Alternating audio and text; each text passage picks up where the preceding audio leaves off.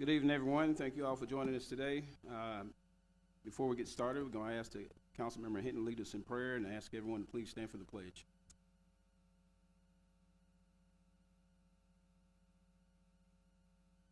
Dear Lord, thank you for letting us have a government we can meet and we can talk and we can work things out. Please help us to make good decisions tonight, and thank you for all your many blessings. Amen.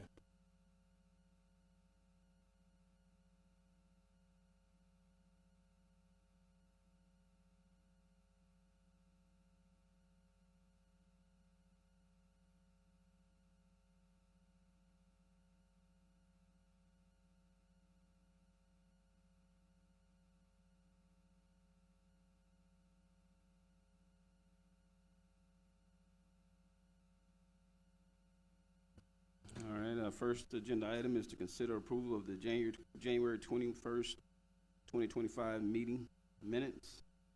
Council, if we've had a chance to review the minutes, I'll open the floor for a motion. I've reviewed the minutes and I do approve them. I second that motion. We have a motion made by Councilmember Hinton, second by Councilmember Hageman. Madam Secretary, record a vote, please. Yes. Aye. Aye. Aye. Aye. And the vote is unanimous. We will now close item 1 on the agenda. Item 2 is public comments. The City Council welcomes citizens' participation in comments at all council meetings. Citizens' comments are limited to 2 minutes out of respect for everyone's time. The council is not permitted to respond to your comments. The Texas Open Meetings Act requires that topics of discussion, deliberation be posted on an agenda not less than 72 hours in advance of the council meetings. If your comments relate to a topic that is on the agenda, the council will discuss the topic on the agenda at the time that the topic is discussed and deliberated.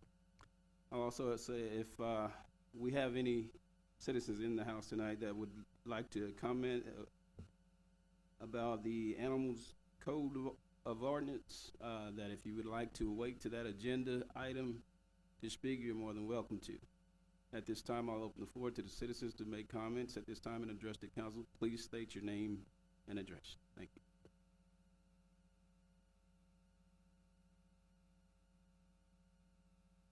Do we have anyone online? All right, thank you. At this time, we'll go ahead and close item 2 on the agenda. Item 3 is to consider ordinance 2025-3, amending sections 51.20 through 51.32, repealing sections 51.32 through 51.44, and adding section 51.61 to the pretreatment program related to the discharge of industrial waste into the city's wastewater collection and treatment system. So, Mayor and Council, this pretreatment program is being revised to meet the state and federal regulations. It will allow the city's environmental officer and/or his designee to maintain the integrity of the current water system and any future growth. This program will require a discharge permit application for any new and existing businesses. The discharge permit will determine if the new companies can meet the requirements and the impact it could have on the existing wastewater system. This is changing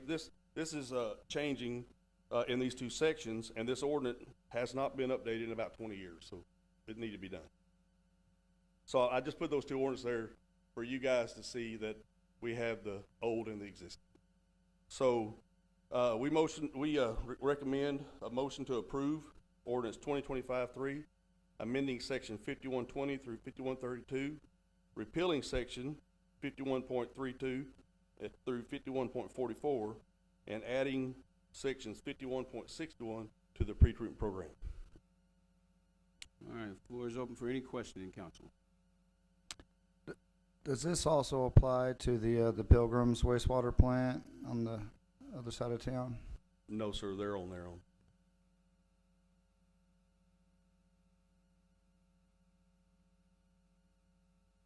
Got a question. On your grease trap interceptors and such as that, I see that this is saying they should be dumped every 90 days. Is that enforceable? No, ma'am. We do got the 90 days in there, but it's going to be the size of the grease traps. We are recommending though that they go from 500 to 1,000 to to offset that. Yes, ma'am. I'm sorry, gallon. And who's the environmental officer that's doing the inspections? So Juan Ramirez is our pre-treatment coordinator.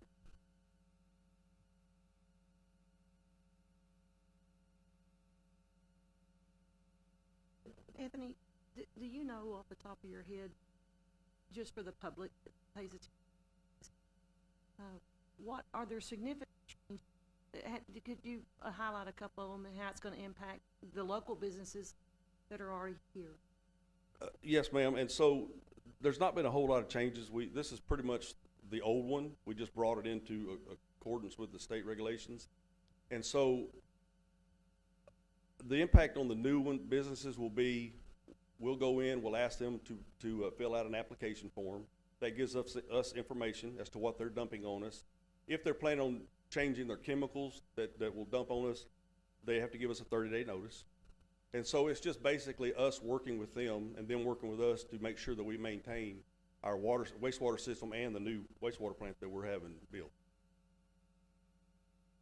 So just to clarify, so the bigger question is, how does this impact existing businesses? Well, it's not going to impact them except for when we go in and we determine that something has not been accurate, then we will work with them to get it corrected. So they will have to fill out an application that basically puts on the record, this is what they're using now. We don't know of any problems we have where people should be pre-treating and aren't pre-treating at this time. But this will allow us to monitor that should they change their treatment processes or whatever. We're able to go in every so many years and recheck that. Is that accurate? Yes, sir. You're right. So that's what we're trying to do. We're trying to get where the businesses that are here, if they are doing any kind of discharging, then we can stop that to further advance our system and keep it in compliance. Also help them with their system, knowing that what they're doing could be, contaminating what their system they're trying to do. So it's just us basically gathering information so that we can stay on top of everything that's going on in the city. Have you dealt with the building department? I hear you're saying you want to go from 500 to 1,000. Are you going to address that with building and code, and let's get it in an ordinance so we can do the right thing? I didn't think about that, but we can due to the fact, we have talked to them, and that was one of their recommendations, to go from 500 to 1,000. And this is not the existing business. This is going to be the new business coming in. But I have run into that. We might recommend it, but let's make sure we have it backed up, okay? Yes, ma'am. I'll get with John on that. We'll look at that.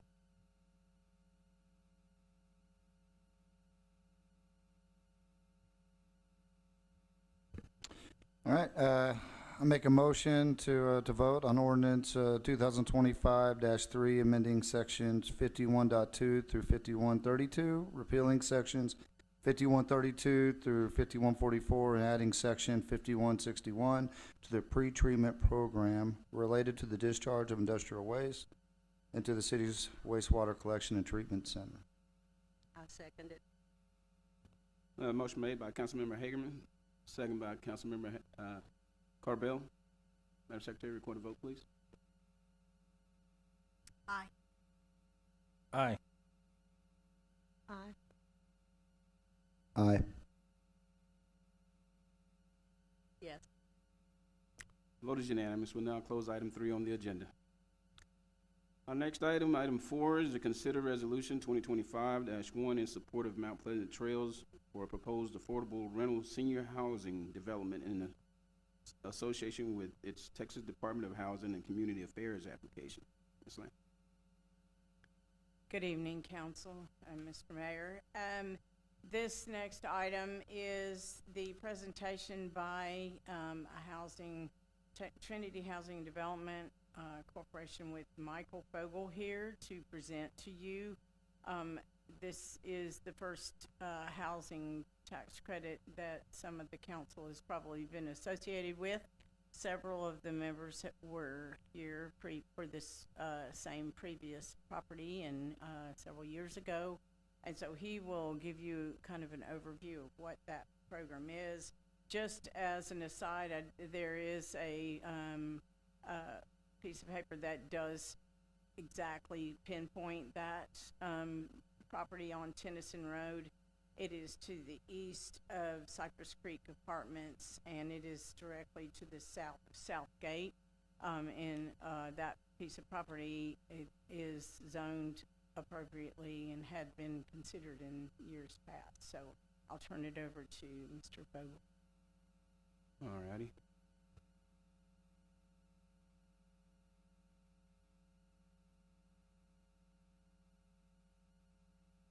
Hi, Mayor. Hi, Council. Michael Fogel with Trinity Housing Development. Thanks for having me back again. I spoke before y'all, some familiar faces, some new faces, in 2023 about 2 projects. And I'm just bringing this up so I don't get confused and we don't get confused. But we previously proposed 2 projects called Mount Pleasant Trails and Mount Pleasant Crossing on the north side of I-30 at Heart Bluffs Road for housing tax credits. That was successful here, meaning at council as far as resolutions of support, but ended up being unsuccessful at the end of the day at the state agency for funding or tax credits. So, and then to add to the confusion, in 2021, another developer unrelated to us proposed a housing tax credit development at this site that I'm now speaking to you about on Tennyson Road. But nevertheless, do we have the PowerPoint? Let me go through that. Okay. Thank you. Oh, great. So anyways, this would be called Mount Pleasant Trails. It's a housing tax credit development, and I can go into as much or as little specifics on that as we'd like. But we're Trinity Housing Development. I'm based out of Houston, and my colleague and peer who runs our construction side, Justin Harris, is in Tyler, or his office is in Tyler, and he's in Bowler. And we have kind of been working up a node here in Northeast Texas. We have 3 properties in Longview, 1 in Lindale, and 1 in Marshall as well. But here's just a quick look at some of our buildings. I would point out those top 2 buildings are much bigger than what we'd be looking at here in town. The lower one is in Beaumont. That's a little bit more scale, but still actually bigger than the 52 units we'd be considering on Tennyson Road. Lots of community amenities, green space, community kitchens, fitness centers, cyber lounges, barbecues, sport courts, pickleball if desired, and then, typical high-end unit amenities that really are indistinguishable from any new, market rate or, other development. I've kind of gone through this, kind of through other stuff as well in Northeast Texas, and then, other places around the state as well, but that's our footprint. And then the site location, that's obviously an important item to talk about. This is on Tennyson Road, just south of Walmart. So obviously close to the Walmart, grocer and pharmacy, close to all the and some medical services as well. It has been zoned, as Ms. Barrett pointed out. I think that was in 2021, so it's already been zoned to multifamily. It's next to the Cypress Creek apartment home. The site is 4.3 acres, and we're proposing a modestly sized 52 unit building. We'd like to do 3 stories. That just helps kind of with the site work. There is some topography to the site, nothing unmanageable or anything, but the kind of compact footprint makes that a little bit easier.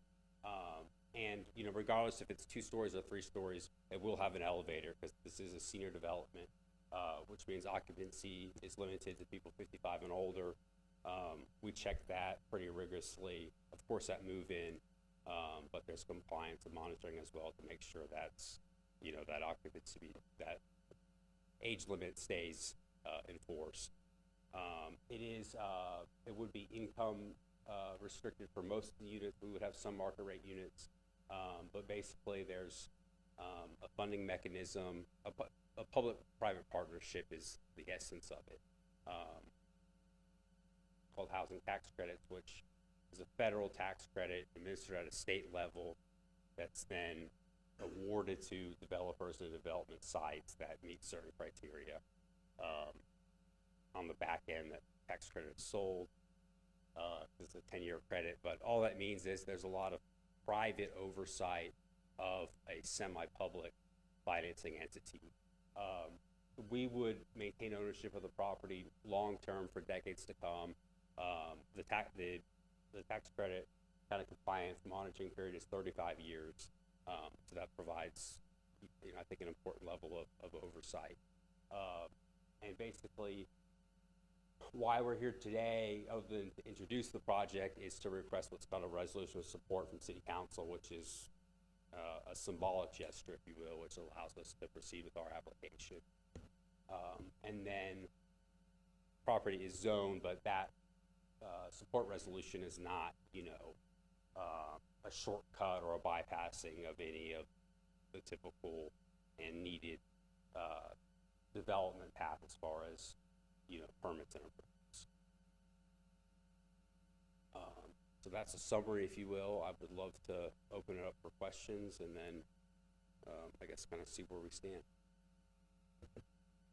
So good evening. Just to, I think it's important that we just make sure it's very clear that you still would have to go through the entire process through the planning department and required to meet all zoning setbacks, heights, all of those things. Density would be required still. So this is not, we're not actually approving the project today. All this is a resolution of support, which is usually something that's required for even to get consideration to get tax credit. So again, for the council, this is, you're not approving this project at all. It still will have to go through all those approvals and or consideration or denial. So it will be done according to the codes of the city down the road. Thank you.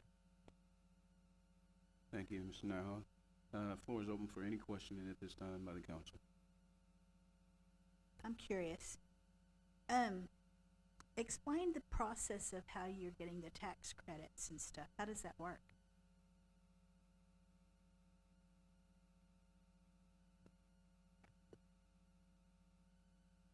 Thank you. There's an allocation of tax credits that each state gets every year, and then a state housing agency is in charge of doling those out, basically. So the state is divided into regions, which are then kind of split into urban and rural areas. Mount Pleasant is in a rural area with a lot of other counties around it. So like this year, there's projects in Athens and Kilgore that we're basically kind of up against for what will probably be one allocation of credits. On the back end, it's basically, it's a little bit of an overcomplicated financing mechanism in that the tax credit is a 10-year tax credit. We are awarded that tax credit, and let's say it's $1 million a year for 10 years. That's great and all, but we need money today for construction. So we go sell that 10-year credit to a private investor or a bank or a syndicator, and there's basically, you get like a present value on the par of that future income stream. And so they'll pay like 87 or 90 cents on the dollar for that. And then they're kind of tied in the project as well as a lien holder, and another form of basically compliance, because they would have to, if we did anything untoward or out of compliance, they'd have to answer to the IRS, because they've been taking that tax credit for 10 years. But with that being said, it is, it's not a property tax exemption or request or abatement.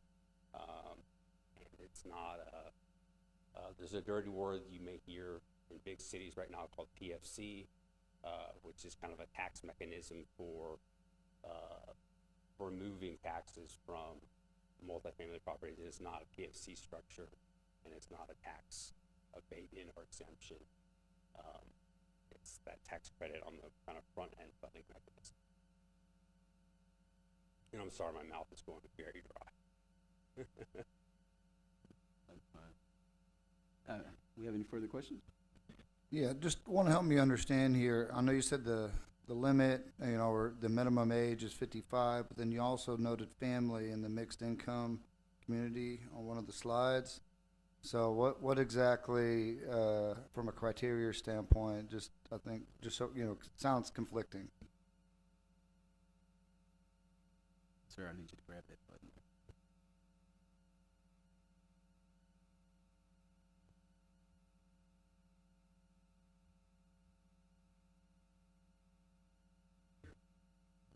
Sir, Thank you. We do both senior and family and non-senior projects. So I think this is just speaking to our kind of expertise overall. In this case, in Mount Pleasant, it is a senior 55 and older project. And also, I think in the resolution of support, we may not have specified senior, but we can absolutely put that in, you know, at this discussion, I think, you know, just to make sure there's no gray area. Yeah, I mean, that would make sense, just because if it's not there and someone changes their mind, and you know how that goes. Yeah, absolutely. Let's do, I mean, but I feel more comfortable, you know, 'cause that's what we're saying. So. all right. Do we have any further questions of council? Ma'am? I had a discussion yesterday with that group, and I had all those same questions, and I think he answered every one, and that was one of the big deals about the keeping an eye on it and about the family issues, and I was assured that it stayed at 55 for all the occupants. That's right, and you know, the occupancy issue is, or subject is, you always got to be on top of it. It's not too difficult to police. You'll have residents kind of self-reporting, not self-reporting, but reporting on others. It's pretty easy, and we have on-site management. We have an on-site office, so that's management, leasing, and maintenance that's on-site. So it's, you know, you can keep an eye on it pretty well. And then we do stuff like, you know, quarterly we'll go in and replace the air filters, which is done so that we can replace the air filters, but also we can keep an eye on things. So that helps with compliance as well. Okay, ma'am. Hi, Holly Parker. Two quick questions. One, you mentioned low income, but you didn't specify what low income means. And I'd like some specificity to that, as well as there was a Texas law passed in July of 2023, was signed by Abbott, that entities, corporations, investment firms, individuals who built low income housing got funding. And I wanted to know if you're applying for that funding and how much. And the legislation did not specify that those receiving this funding had to be buildings for American citizens or legal immigrants, which was a huge problem because things like Colony Ridge, they were worried that you can build low-income housing for illegal aliens and things like that. So I want to make sure if taxpayer dollars are going towards this, there's the specificity that it must go towards those who are legal immigrants or American citizens. Thank you, and I'm sorry, can you say what the 2023 reference was?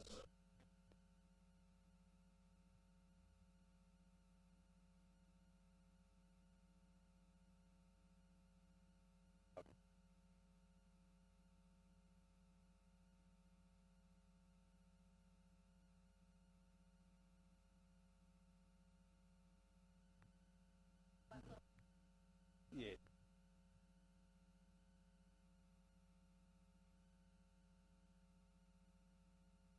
So we will, yes, we will have residency requirements, as I think most, well, I guess not most people, but yes, we will have residency requirements. As far as state funding, we are not directly applying for state funding, and the reason I'm saying directly is because it is a federal funding mechanism that it's administered by the Texas Department of Housing and Community Affairs. So I just want to be clear that we are applying to the state for funding, although it's not actually state, it's not, yeah. So I guess call it what you will, but that's what it is. Low income means, in this case, individuals or families making between 30 and 60% of the area median income, which is Titus.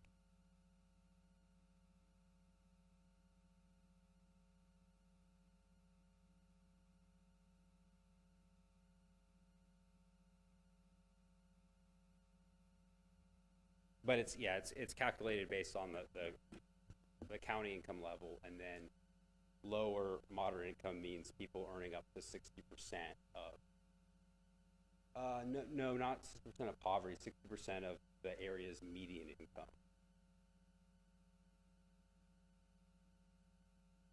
Yes, yeah.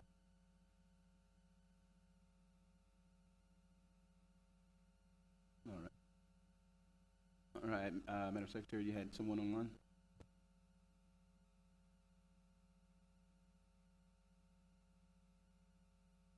The question is, are they coming in with private investors? If so, who and where is the money coming from? Yes, there is some private investment. It kind of varies from deal to deal, but we work with, it's a highly specialized investment product because your investor needs to be familiar with syndicating or bundling and selling these tax credits. But I mean, I can list Raymond James, Bank of America, Citigroup, Roth does some of it now as well. Bank of Oklahoma, which is a regional kind of real estate focused bank. All right, do we have any further? All right, thank you. Do we have any further questions? All right, at this time, I'll open the floor for a motion. Before we make a motion, do we need to update the resolution? I see where it states older, but not 55 plus. So just a question there. We'll move forward. Lee, can you give us some direction on this one? At the top in the first column, it does read, has proposed a development for affordable rental housing for adults 55 and older. Thanks. I was reading below where it just said older. All right, thank you. All right, floor is open. Yeah, so make a motion to vote on resolution number 2025-1.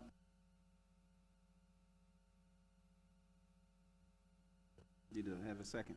I second the motion. All right, we have a motion made by Councilmember Hageman, second by Councilmember Hinton. Madam Secretary, record a vote, please. Aye. Yes. Aye. Aye. Aye. Vote is unanimous. We'll now close that item on the agenda. Thank you, sir. At this time, we'll move on to item 5. Item 5 is to consider resolution 2025-2, applying for the Operation Lone Star Grant. Good evening, Mayor and Council. The Police Department is seeking grant funding through the state grant portal, funding through the funding source called Operation Lone Star Grant to receive funding for 4 license plate readers devices. The total cost of the project is approximately $51,000. License plate readers are cameras that are mounted on patrol vehicles that capture data from license plates and return alerts to the officer. The purpose of the LPR system is to identify stolen, wanted, or suspect vehicles, to locate suspects with criminal arrest warrants, and to locate children from amber alerts, the elderly from silver alerts, and endangered or missing persons. We previously had an LPR system on one of our patrol units. That system became antiquated, needed several updates, and it was no longer functioning, or it was worth replacing or updating it at the cost. So we have since not had any license plate readers. The goal of this is to install 2 license plate readers on our K9 vehicles, which do a lot of interdiction on the interstate, which is a large part of why we're looking at Operation Lone Star Grant, is because one of their desired reasons to fund police departments and other municipalities or agencies is to combat the drug trafficking from our borders through Texas and into neighboring states. We'll also add 2 of our patrol units that also are within our city running on patrol, and they will just and they drop the information into a database that then also can flag alerts, and there are hot lists on there, so stolen car lists will be on there, and if a stolen car runs by, it'll give them an alert. Anyway, so we're seeking approval from you. This is not a grant that we have been approved for, but this is part of the application system. The Attorney General's office requires us to get a resolution of support. It does not have any matching funds, so it was at this point it appears to be 100% grant funded opportunity, and we would be applying. We have to apply prior to, I believe it's March 14th, and the funding is not available until essentially fiscal year 26. All right, thank you, Chief. Council, do we have any questions on this item? Chief, I just want to thank you for looking for grants. The way our budget is now, any help we can get, so thanks for your good work. I have some questions. How many patrol cars do y'all have? We currently operate about 12 marked patrol units. That includes our K-9 units as well. So are you limited with, is there a cap on asking for this grant, or can we get more for more units? So the minimum was $20,000. These units cost about $12,500 installed, about $12,700. You can ask for a maximum of $5 million, but my experience would be that those are going to go to much larger cities, and they're going to get a much larger allocation, especially down around the border, where a lot of this funding is going to Operation Lone Star. I was kind of put onto this grant by one of the suppliers of these LPRs, and he recommended this grant because he says because of the drug trafficking that comes to our area, we may qualify. We have a pretty decent chance of qualifying, so we decided to spend the time applying for it. All righty, thank you. You have something? One follow-up on kind of what Kelly was saying. So we swap out a vehicle. Is it got to stay with the vehicle? Pretty easy to swap it out between vehicles. You know, if we have to replace that given vehicle the unit will be installed on. There will be a little bit of a cost. There's 2 ways to install these LPRs. One is on the roof, which means you drill holes into the roof. The other one is to do front bumper mounted. So we have our push bumpers, and so that's the second option.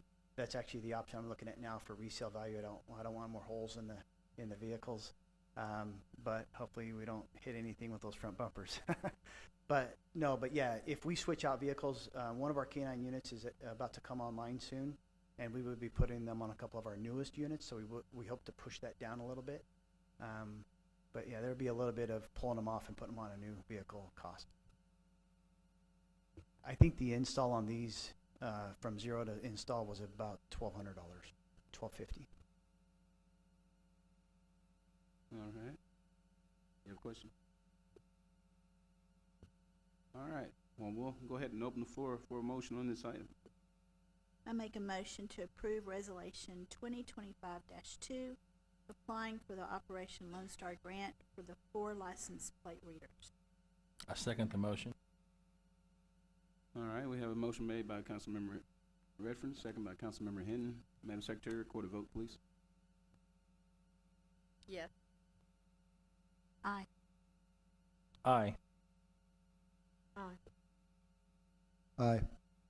The vote is unanimous. We'll now close that item on the agenda. At this time, we'll move on to item 6, which is consider ordinance 2025-4, amending chapter 97, animals of Code of Ordinance, adding sections 97.11, 97.13, and 97.16, and amending section 97.49. Chief?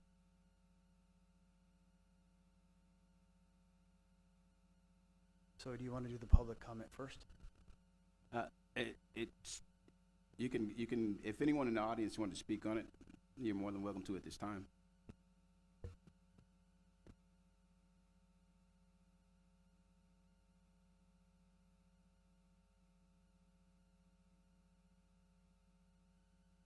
Thanks for the opportunity.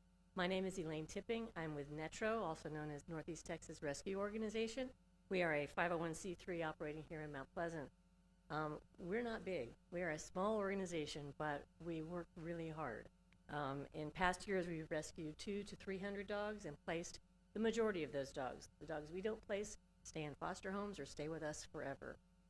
Recently, the need has grown exponentially. We are seeing the euthanasia list from the shelter grow. We're seeing fewer opportunities to take those dogs into other rescues. And so in last year, our intake was 93, and we placed 120 dogs. Of course, that's a rollover from previous years.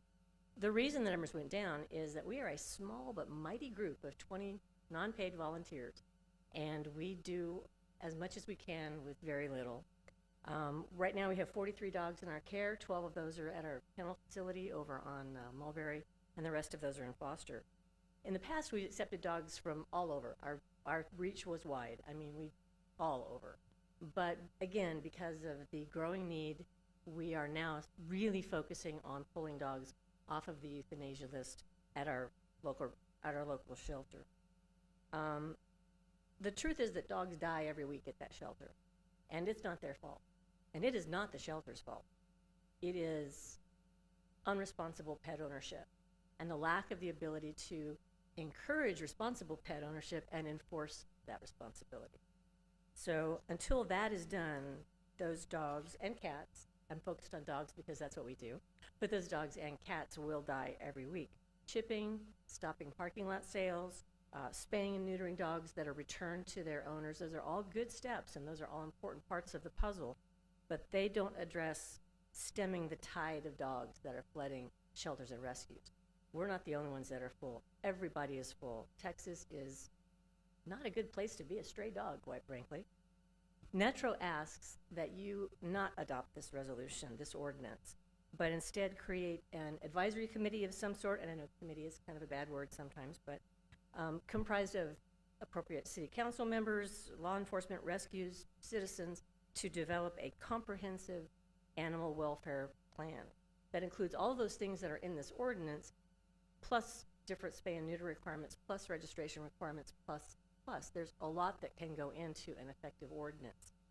We have what looks to be a good beginning framework in what was recently passed in Longview that we could use as a talking point, a launch pad, if you will, to see what could be done in Mount Pleasant, because obviously it's not cookie cutter. There are different needs and different requirements and different resources available, and that's, I know, an issue.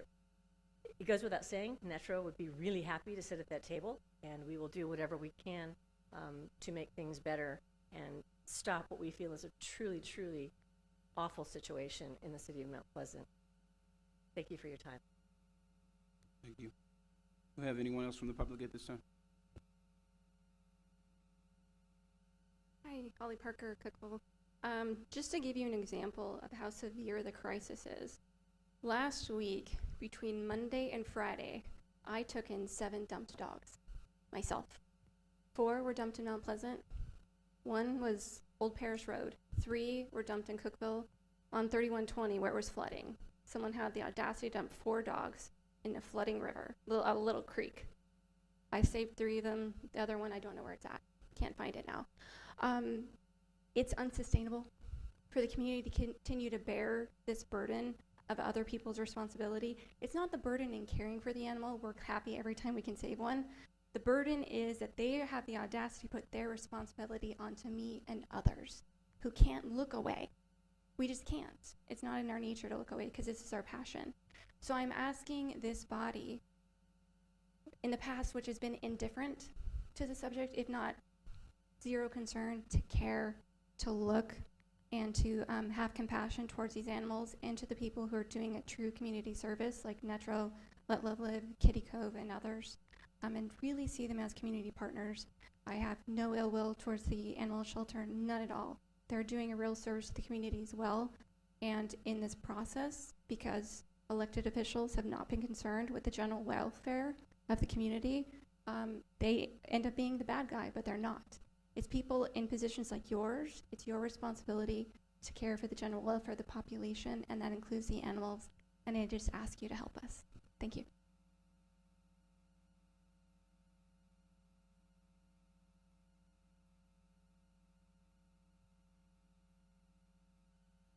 Hi, my name is Crystal Tromble. I'm out on the 4325, and I run actually a military working dog sanctuary out there, so I don't typically deal with the general rescues here in the area, but coming from California, I was involved specifically with Malinois Rescue heavily in Southern California, and I have watched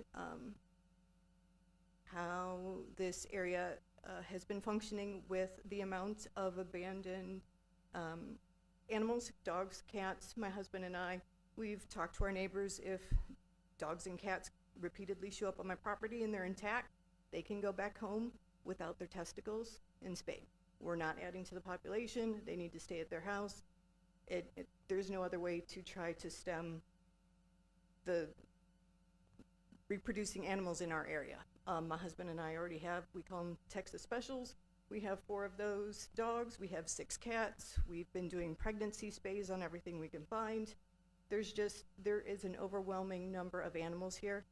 And there's really awesome rescues that have been trying to staunch the flow of euthanasias and abandoned animals here. And I really would encourage y'all to bench this until some more of the some time of work parties and getting together and working with the rescues that have the experience, that can give recommendations for what the community needs as far as the spay neutering, low cost, making it easily available, encouraging people to microchip their animals so they can get back home, and finding probably, instead of a knee-jerk reaction, to get stuff on the books to make educated long-term answers and work with the rescues that are trying to help this community the best they can. Thank you, ma'am. We have anyone else? Madam Secretary, we have anyone online? Okay, Chief.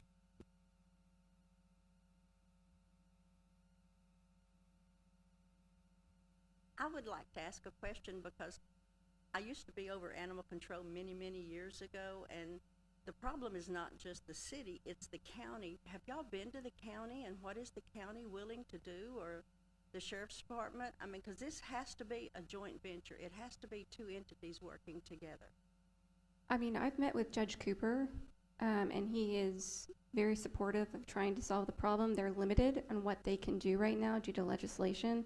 Counties in the state of Texas are not allowed to implement microchipping registration laws. They're not. We'd have to go to the legislature to give them that authority, which I have reached out to someone I know who is the legislative director for Brent Money, and he wants to put that legislation, he wants to file that legislation.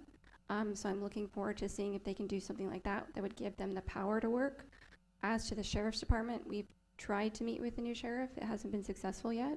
But I will be going to the next commissioners court meeting to let them know that this is an issue we want the commissioners to care about. And I don't think they've ever really paid attention to it. No disrespect to them. But I can say that the dumping laws, the anti-tethering laws, none of that's enforced at all. And I would like it to be enforced. And there's known dumping areas where there's some private citizens and myself. We have some ideas that we're going to try to implement if the county cannot do it. So I wish I had more to tell you, but I've had many meetings, and that's the information I have so far.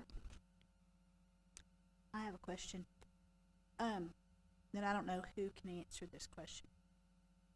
So, I haven't had a chance to really study and ask questions of all the different areas. But I do know that Dangerfield has an animal control, but they will only take citizens that live within the city limits of Dangerfield's dogs. They will not take county dogs. I don't know if it's Mount Vernon or Winsboro, but they kind of do the same thing. Do y'all know? Where they only take city. Here comes Mark. So the only one I do know is Dangerfield, but when you say they have a shelter, it's not really a shelter. They have a couple kennels. They don't have any long-term method to keep animals. So when I started hearing this, and a woman that works for me is from the Dangerfield area, and she lives in the county. She has a lot of animals. She loves animals, and so that's how come I know that Dangerfield, she can't she keeps them. So, that being said, has any of you guys approached Omaha, Naples? Because for those that live in the Cookeville-Argo area, y'all are just as close to Omaha and Naples as you are the city of Mount Pleasant. So is there something going on in Omaha and Naples? There's other little communities. So I know y'all are coming to the city of Mount Pleasant, but there's other communities that are just as close to different county areas, whether it's Monticello, you've got in Pittsburgh, or you've got the Lakes area. I mean, is this or y'all just starting with the city? I'm just curious.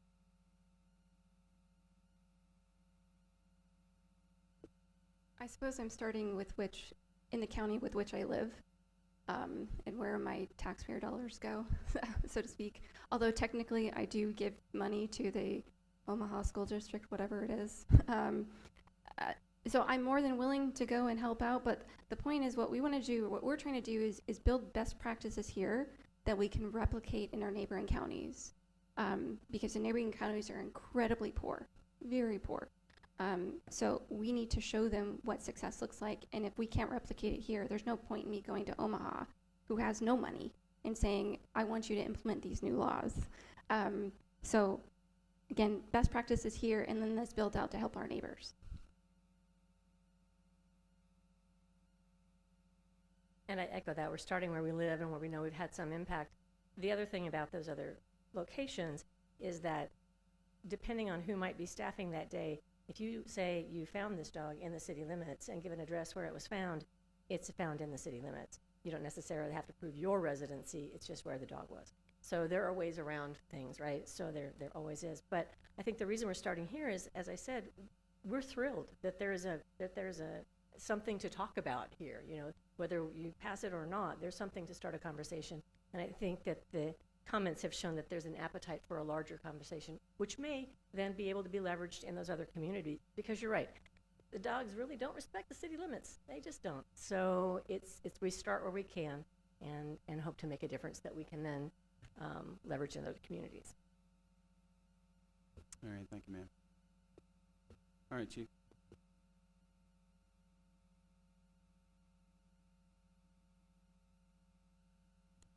Okay, so these are ordinances we've been working on for several months. We started last fall looking at ordinances that we could enact to try to assist with our animal shelter issues here in the city. And so these are 4 ordinances that we've submitted for proposal under Chapter 97 for your review. As we've looked at ordinances, we were looking for ordinances we felt were appropriate for our community that would help us address some of these issues. And as kind of has already been hinted at, these ordinances will only affect those living within the city limits. Obviously, we don't have any authority within the county, and we don't have any opportunity to enact ordinances in the county. But as our rescue numbers have decreased the last couple of years, we've decided to look at other ways and other methods, and this is not the only method we're looking at to try to reduce that euthanasia rate. So Ordinance 97.1 is a new ordinance requiring that dog and cat owners microchip their animals if the animal is kept within the city limits. New pet owners and residents would have 30 days after pet ownership or moving into the city to have their pet microchipped. And just as a side note, we would be willing to do that. We charge about $10. It's about a $6 to $7 cost for that chip for us. But we currently charge $10 at the shelter, and we've already ordered a bunch of chips. If people can come in, they come in anytime without this ordinance. We hope that this ordinance will assist us identify the owners of animals that are at large, and thereby possibly reduce the number of animals we bring into the shelter in our intake process, because we will be able to identify the owner there on the street and return that pet to the owner rather than bring him to the shelter. So that's, we foresee, like I said, an increase in identifying those animals, so hopefully we can lower our intake.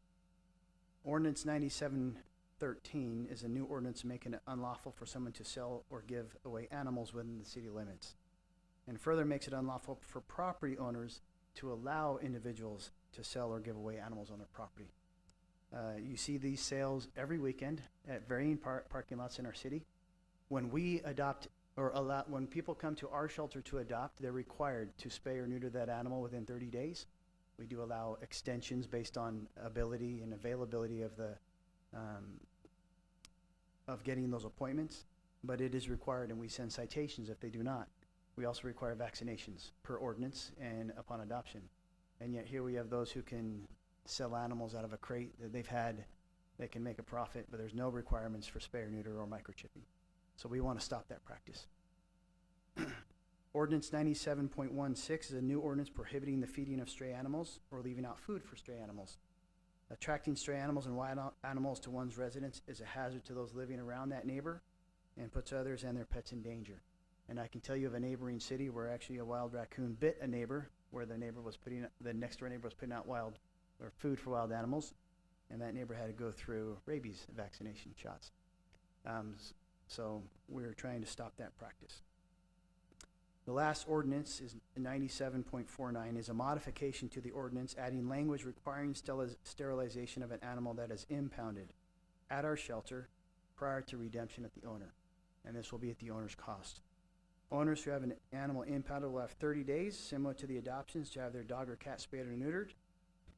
Animals that we impound are usually found at large. And they are brought, obviously, from the county, from the city, and from Pittsburgh and Gilmer. So this ordinance would affect animals from all over the county, within the city, and within both of those cities. So it's not just an ordinance that will affect us, because it will take all animals that are in our intake. With a combination of microchipping used to track the animals and pet owners we encounter with this ordinance, we believe it will have a reducing effect on our stray animal population. So those are the ordinances we're proposing. I strongly recommend at this point we begin and implement these ordinances.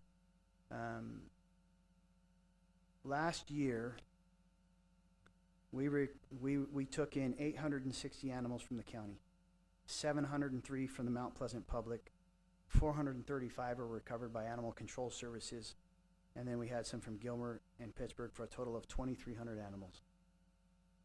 The animals went to rescue organizations last year went down 17%. Netra was one of the highest. In 2024, they took 33 dogs, and Let Love Live took 178 dogs. And actually, there's an agency in Atlanta that took about 138 animals. But those numbers have fallen, and so I think the time to act is now, to implement some ordinances that can have an effect and can help our animal control officers enforce the ordinances. In the city, we do enforce our ordinances.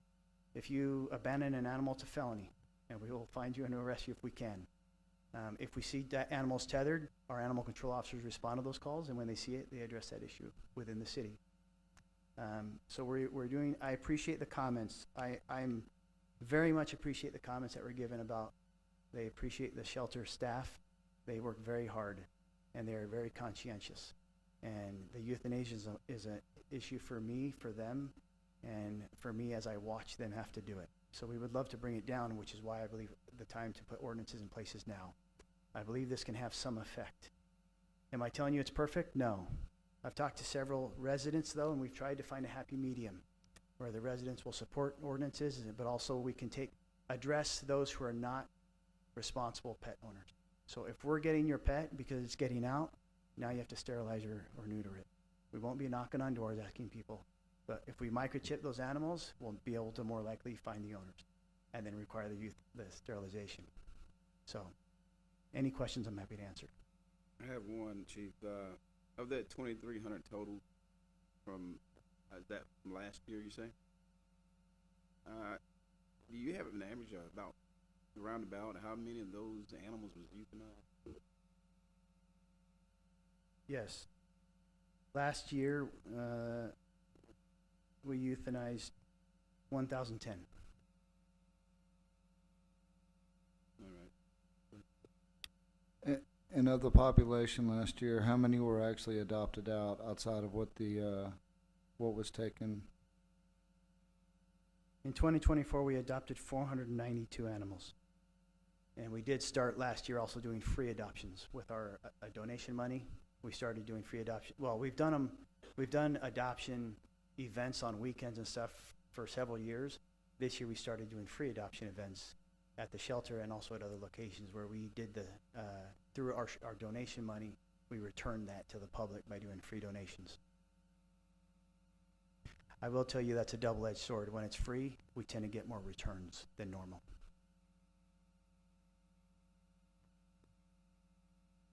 Holly, you want to speak?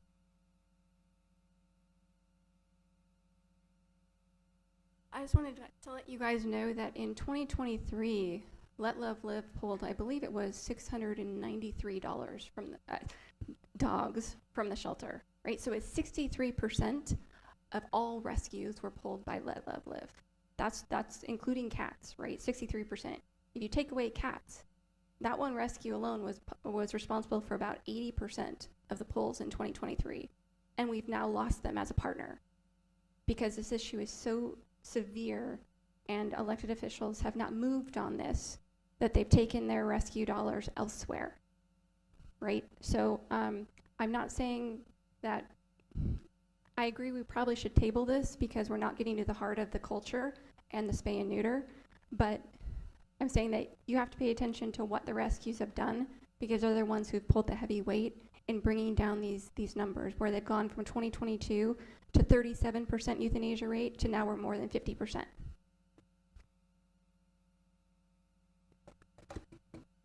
So, Let Love Live rescued, I don't know where the 600 number came from, it was 308 2 years ago. Well, okay, it was 308 2 years ago. It was 178 last year. And it was, Netra was 36 last year, or 2 years ago, 33 this last year. And then we have another shelter that rescued 158 last year and 109 the year before. And then we have several other shelters, even a couple cities we've started sending animals to. All right. Ma'am? Sorry, just a quick question. This county has a spay-neuter voucher for the city when you adopt from the shelter. They're all spayed and neutered before they're released to the public? The county does not, the city does. And we require it from any animals adopted from our shelter. By a voucher. We give a voucher.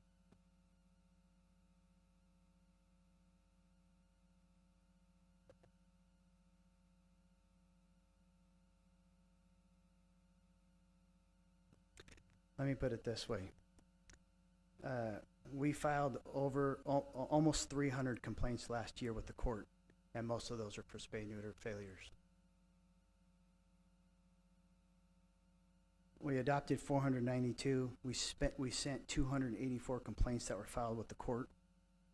We issued 51 warnings, and like I said, most of those citations, a lot of them, probably the majority, are related to failing to spay or neuter, and then we continue to send citations until they respond.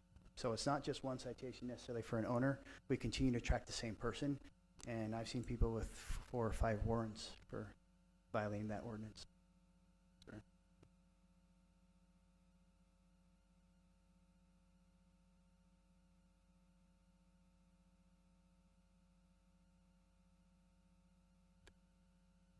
I keep hearing dog. What are you gonna do about the cat? Cat off 49, which is Ferguson Road. I bet you can go out there and find 4 or 5 dead every week that gets run over by cars. I have more problem with cats than I do dogs. So we actually have pretty good success with cats. We have a couple volunteers who have several connections with rescues related to cats, and it's actually, you come into our shelter, a lot of times you find a lot of empty cat kennels.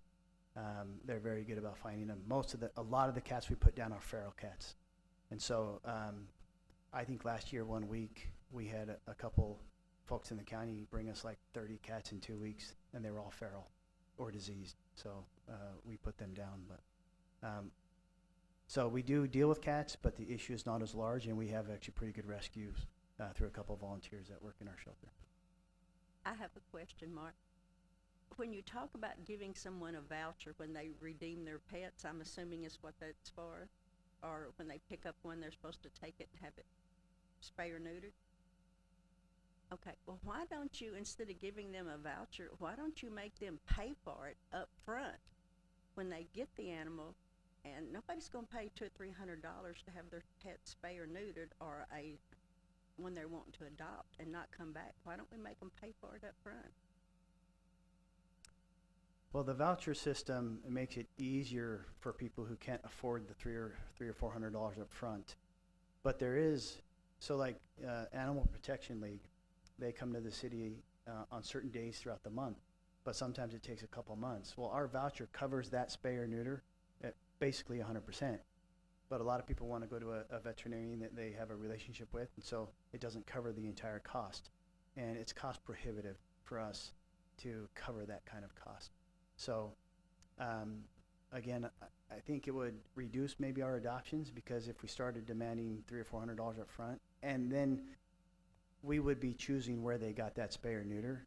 And right now they can go to the pool of anybody they want to, knowing the Animal Protection League may be the most affordable under the voucher program.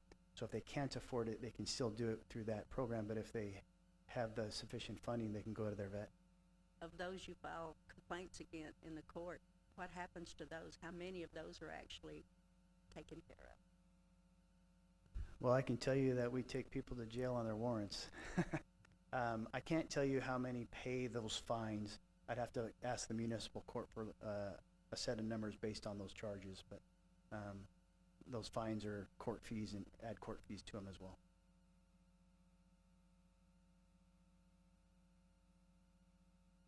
I just wanted to address that issue real quickly. At Netro, we spay or neuter every dog before it is eligible for adoption, other than puppies who are not old enough to be adopted. We do that with APL. We do that with our wonderful local veterinarians who work with us closely, and it is not $200 or $300. And our adoption fee covers all the vaccinations, the spay or neuter, the worming, the rabies, everything that a dog needs to be good for a year, assuming they don't get sick. And I think it's not a barrier to adoption. And that's the reason I came up to say that is I think that's another good reason that we need to have an advisory committee and involve our veterinarian group and see what can be done as a community to address that. Because you're right, I wouldn't come back for $300. I mean, it's a lot. So, thank you.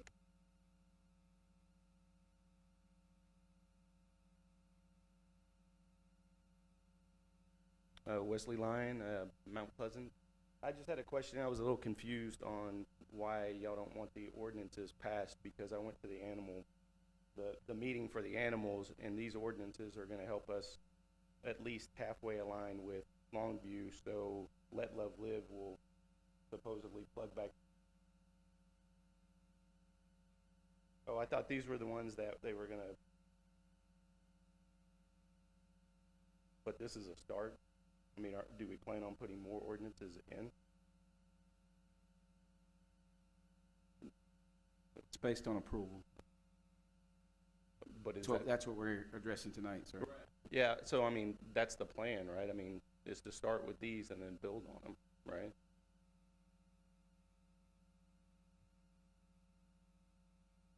I was just a little confused on why you don't want to implement these is all. I mean, this is the starting point, and then we can continue to add on.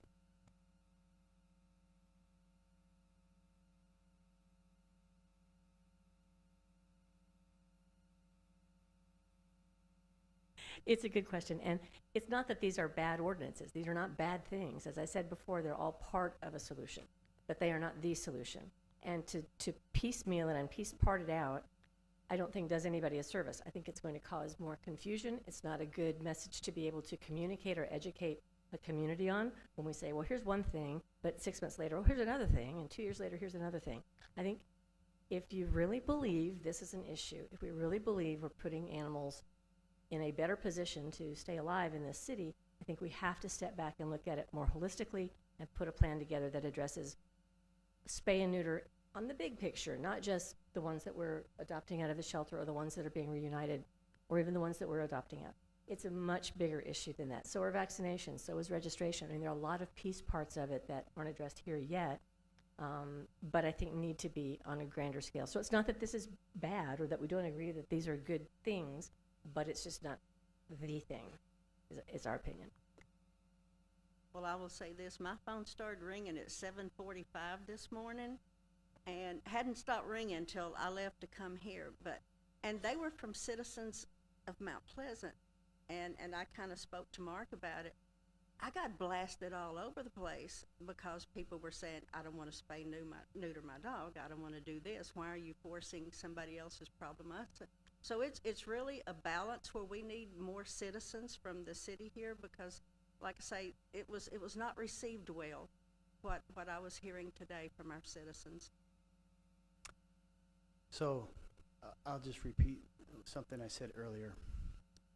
There are cities who enact mandatory spay-neuter laws across the board for residents within the city. We cannot affect the county doing that. And so, we were trying to look for a balanced ordinance which would affect those owners of pets who are less responsible. And it would touch county, city, and the other cities we service. So anything that comes through our shelter, we feel is a good balance for now. I've told you, I think we need to do something now. If a rescue wants to stop rescuing animals, it's unfortunate, but our work goes forward. You know, we have to continue.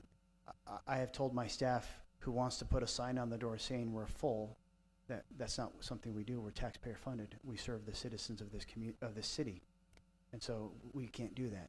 And so I feel like I need some changes now so that we can try to slow the flow a little bit. Have anyone online?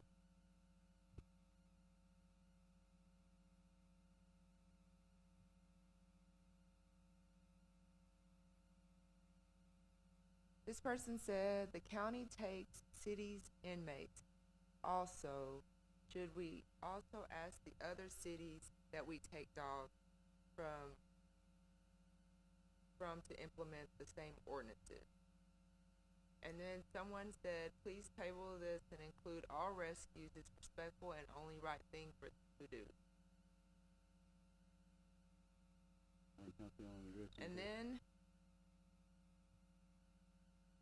someone else said, sounds like cost is the biggest obstacle. People who can't afford to care for these animals have these puppies in the first place because they can't afford to spay and neuter, which ends up in the dumping. All right, thank you. Council, do you have anything? Mark, you.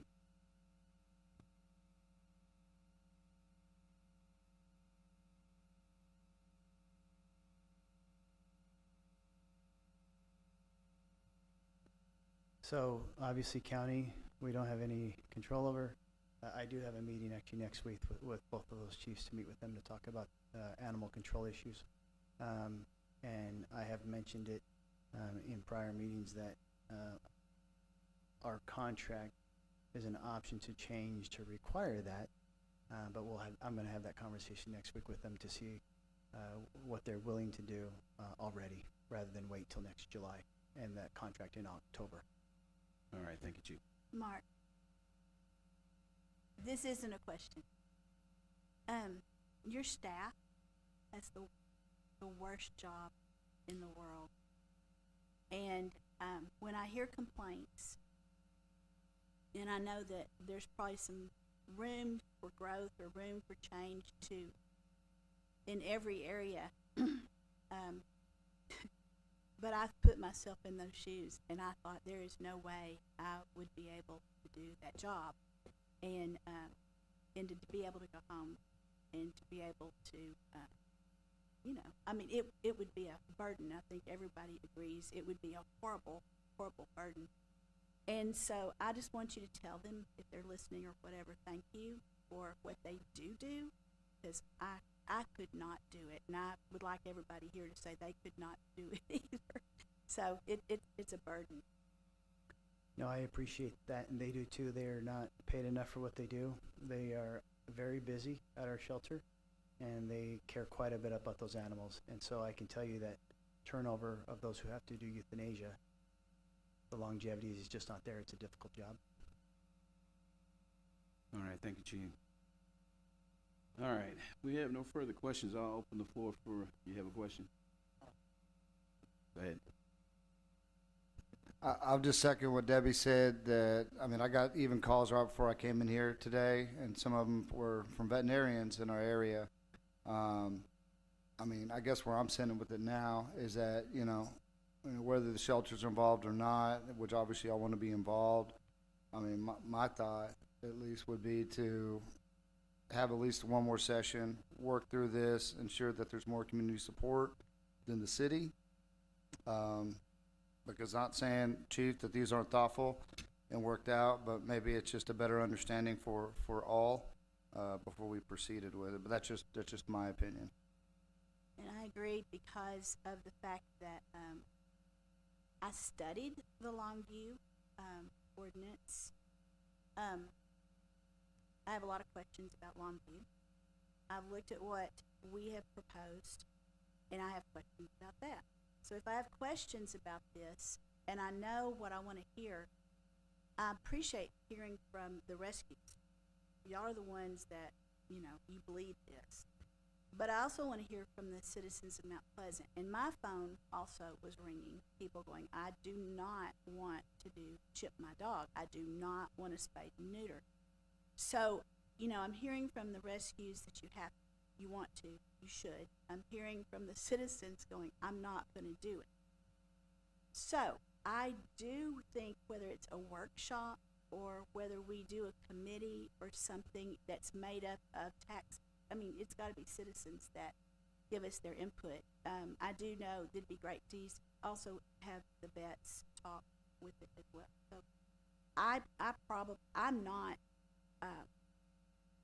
I'm for basically having another meeting on it. And as far as me, like I say, everyone I heard from today and last night was from the city, and it was 100%, we don't want you to do this. I do like the ordinance that Mark has. I would probably recommend that we do a 60-day wait instead of the 30s, especially for people moving into the city and such. But I would like, even if it's on the webpage or wherever, I would like more citizens to stand up, because everything I got today was people that were outraged at us passing an ordinance to make them spay and neuter their dog. I don't really have that much problem with the microchipping at $10 or whatever, and that does register where the dogs are, and if they are picked up, you can track those people down. I don't really have a problem with that, but I do have a problem with the spay neuter, and we ran into this before. We're not Longview, we're not Dallas. We have to do the best for our citizens here, and that's kind of where I stand with it. Thank you, and Mayor and Council. And first of all, I want to say, Chief, thank you very much. And thank you for managing this particular area. I think it was mentioned, this is a statewide issue. It's a countrywide issue. I've been in other states, and this is an issue all the time. And councils and communities wrestle with what type of things do you implement? What kind of things are you wanting to pay for out of the taxpayer coffers? For certain things, do you want to license, require everybody to license their dogs?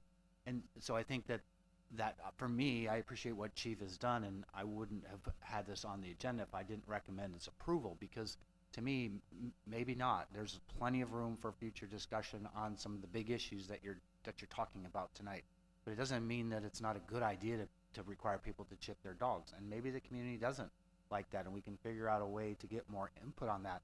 But what we want to do is say, okay, we hear you, and this is the first step that we think that the community could support, and then we keep talking or we keep moving forward. I do think there's a financial component that the city has to look at as well at some point in time if we're going to talk spay and neutering programs that need to be subsidized. A lot of time your veterinarians, you'd like to think they would voluntarily do that, but they're just not going to do that voluntarily on a large scale. So there's just so many issues yet that are here, and so I certainly can support additional conversation. We just have to get the real meat of these issues on the table and have that discussion out here so the whole community can see what does it mean, what does it cost to require spay and neutering, what does it cost to do licensing vehicles. I've been in a city that we required every single person who had a dog annually to come in and get their license. That's a whole nother process, and there's a $10 fee or a fee associated with that. So we do something that hasn't happened here before. We need to take each step, and I think this was a good step, and I appreciate Mark actually presenting it. I'm certainly good with council's discussion on looking at it globally, to continue looking at all pieces that we're talking about. But I do want to say it's difficult for everybody, and we have to make sure that the community, the people that are going to be required to get the licenses, which is everyone, or spay and neutering, everybody understands where we're going with this and why we're doing this, and then what is the cost associated with that. So I appreciate the conversation. It is a difficult issue across the country, and each city is going to approach it differently, and I think we're not quite ready to say this is exactly what we're going to do and no more or no less. And I think that this council is willing to continue this process, and how do we get the county together and the veterinarians and everybody to get to a place that's supported by the majority, and that's really the issue, and we're not there yet. Thank you. All right. We have anything further? Okay. I'll just say I didn't get many phone calls. I happened to go to work when I leave here tonight, and I'll have a few people asking me. They asked prior to a couple of days ago, but their concerns, just like the other council members said, the people in the city limits doesn't like it a lot at all, and their argument is, we live in the city, we pay the city taxes. The people in the county pays the school taxes and stuff like that. If they don't pay the city tax. And I'm not going to let someone that live in the county dictate what I do with my dog. That's the pushback that we're giving. So I think it's an opportunity for us to get together and work on this as a whole to get to where we need to be. It's been a lot of hard work put in by the volunteers. Also, Chief, I know you guys' job can be a nuisance, and we really appreciate all the hard work that you guys are putting in. We do have to have a starting point at some time, so we can table this and look at a committee, but we need to get started at some point because something has to be done. All right, that's all I have. If no one else have any questions, I'll open the floor for a motion. Well, are we gonna establish a committee? Well, I mean, yeah, so I mean, I guess, do you need to make a motion first, or can we just do that? Mr. Naif, may I make a recommendation related to a committee? Yes, go ahead, Chief. So because what you're expressing is that you had community members expressing their dissatisfaction with these ordinances, rather than the committee, I would say we have a couple public meetings, maybe at the Civic Center, we publish the time and let people come in and talk. Because I don't want to have a small committee that establishes ordinances that, again, we get the same public opinion come. I absolutely agree with you on that, Chief, because and I've been saying this throughout the year. We have the same group, and we certainly appreciate everyone here. But we have a whole entire city that's ringing the phones of all the council members and calling in online and whatnot. So a venue like the Civic Center, where we're going to get an entire feel for the community and what they all want and need. I mean, we need to have it in a bigger venue. That's something I would recommend also, Chief. Yes, ma'am. One final thing. I appreciate some people, maybe who are responsible pet owners, have concerns. The problem is they're not the ones picking up the slack for the irresponsible ones. We are. And maybe some of those who also don't like the ordinances are the irresponsible pet owners. The only way you can find them is by passing laws where you can identify the good versus the bad. And so I understand your reservation, but you better believe I'm gonna be here every time pushing you guys in the right, what I believe is the right direction for these dogs, for these cats, for the volunteers in the community, because the way animals are treated in this county is an abomination, point blank. And it's a blight on the character of our community. So I really like that people are responsible, they think they are, but they have to prove it through actions, and the only way you can do that is through laws. Thank you. Go ahead.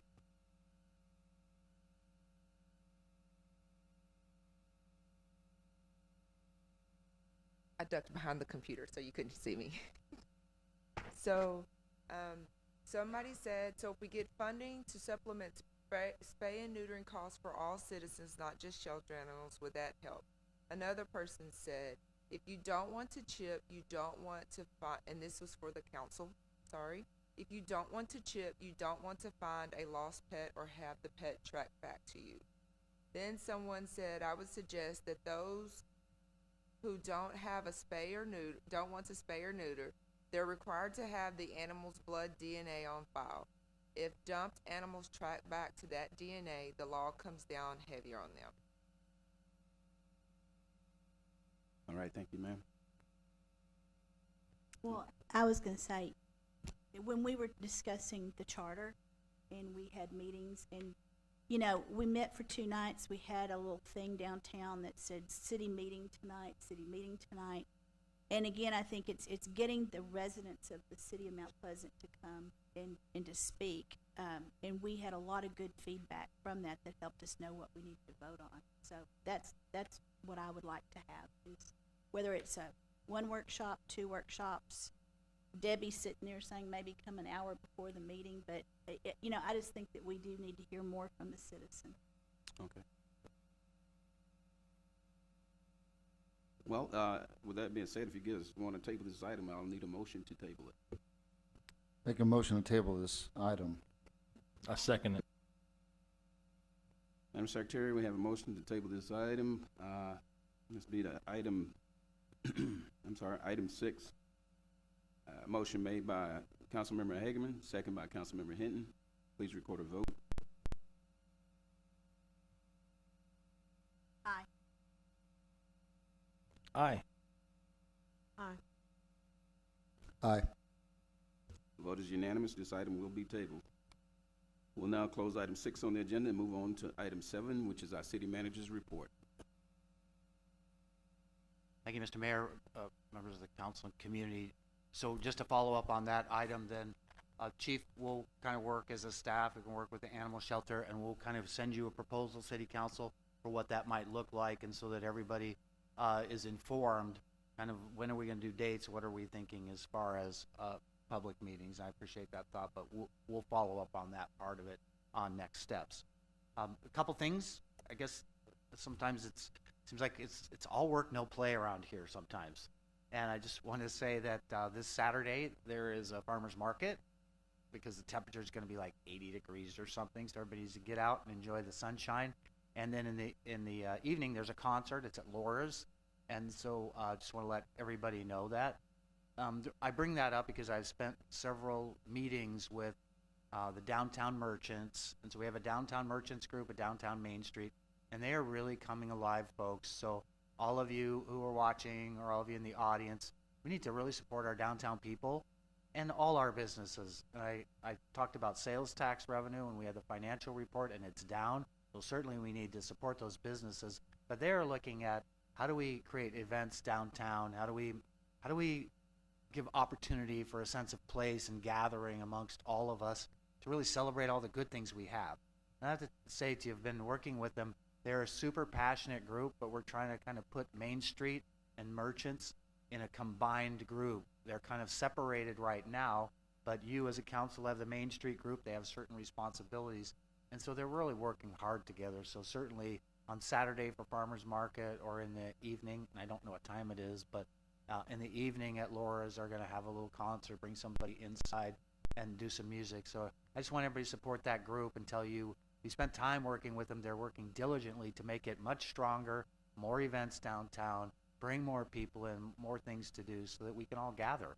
So I wanted to mention that as one particular item. I think that something else, just as a note, and we've talked about it, and you probably hear a lot of things. There's two pretty major projects, certainly in the priority list of City Council. It has to do with water for the community and agreements and relationship and partnership we have with TriSud. It's just there. We provide all the water. They have all the lines outside of the city for a certain area. And we're just trying to really look long-term for our community, both TriSud and the city, on how does it make sense for us to make sure we're able to grow, we're able to provide all the water necessary for both agencies. And then I'm sure there's other agencies too, but we've spent time on that. And then also on EDC, I know council members have continued being part of that. Staff has continued working with EDC on some of their projects they're working on. And so that's really kind of internal working. It's not a lot to talk about on the outside. Community and staff members continue to do a great job when it comes to working together for economic development, when it comes to planning and so forth. And so I just appreciate everybody. It's a cold month. Hopefully that we never get below 70 degrees again, because I don't like winter. But it's a really awesome place, and we should struggle with issues that are of concern to us, and that's a great thing too. But we don't want to forget, as a community, to celebrate all the good things that we have too, because I honestly wouldn't have moved here without this wonderful place, and I wouldn't have come here to say, hey, can I help out for a while, without it being great people and a great place. And so I just wanted to share that from my perspective, and certainly want to support and keep the enthusiastic side that you all have about Mount Pleasant, because it's a super awesome city. Thank you. Thank you, Greg. And certainly appreciate you being here. I know, being from California and all, not used to the cold weather. But but we can, if we don't have any questions, we'll go ahead and close item 7 on the agenda and move on to executive session. Yes, go ahead. Since I've got rescues here, and Greg mentioned this coming Saturday, so not only are we having farmers market, but all the stores are trying to create something like second Saturday of every month. So there are booths to rent. I don't know about ordinances. I'm looking around at people or whatever, but or permits. But you know, it might be something that the rescues might want to bring some of their babies down and see if people that are coming down to look for the fruit and whatever, it's a way to maybe move some of them. So that's just a suggestion after Mark, Greg mentioned it, and in working with Mark, that maybe that might be a way to, Clarabelle Banda is the Main Street manager, and she's the one that rents the spaces for the 2nd Street and for the farmers market. And I can't tell you the times they changed it, but that's just a suggestion. If not for this month, it might be something that y'all could do later on. All right, thank you. We'll have anything further? All right, we'll go ahead and close the city manager's report. At this time, we'll be going into executive session.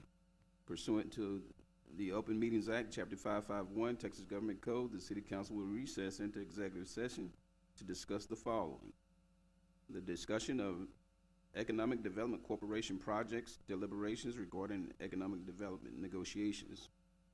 Also, consulting with attorney, discussions of status of recruitment for city manager, and real property, to discuss the purchase, exchange, lease, or value of real property, and consultation with legal counsel regarding the purchase or value of real property. At this time, the council is in executive session.